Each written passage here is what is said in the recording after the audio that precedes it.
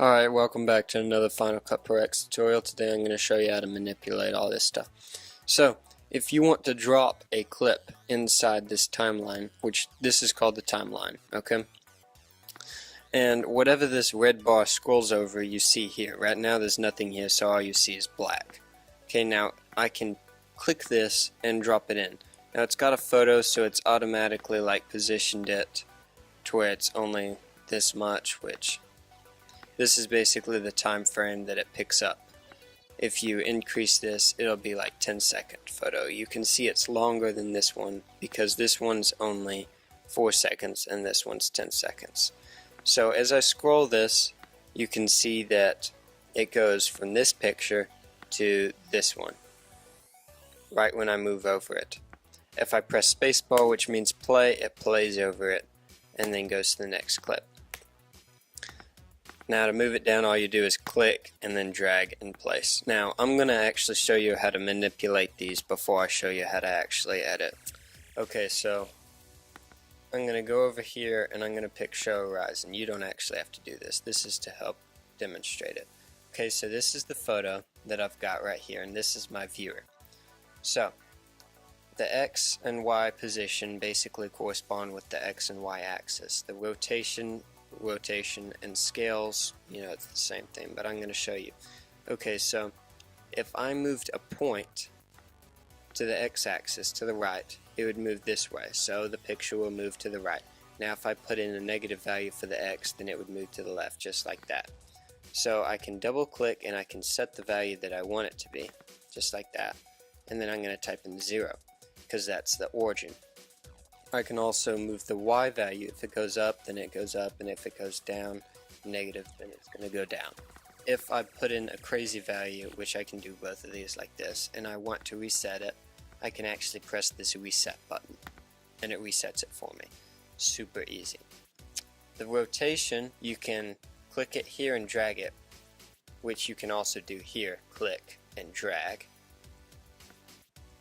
and then reset. And then as my rotation moves, so does my picture move. I can also click it here and it'll also move it, rotate it, and then reset. Now the scale, that basically increases or decreases the... What are you doing in here, Frisco? And then I move over here and you can see Frisco. And he's knocked down a bunch of my stuff. I don't even know what he's doing today. Frisco. Frisco.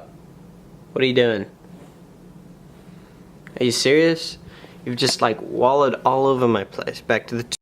So as you can see, it increases and decreases it. So it goes by percentages too. So 100% of the original frame would be like that. 50% would look like that. 25% would look like that. And it's 25% of the original clip size. Now, if I do this, then it resets it to the original, which is 100%. The X value basically does the width.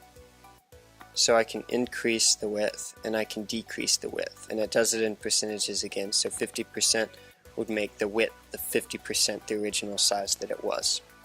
I press this, it goes back normal. And this is the height, which is the Y value, which makes it 50% the original height, and I put it back.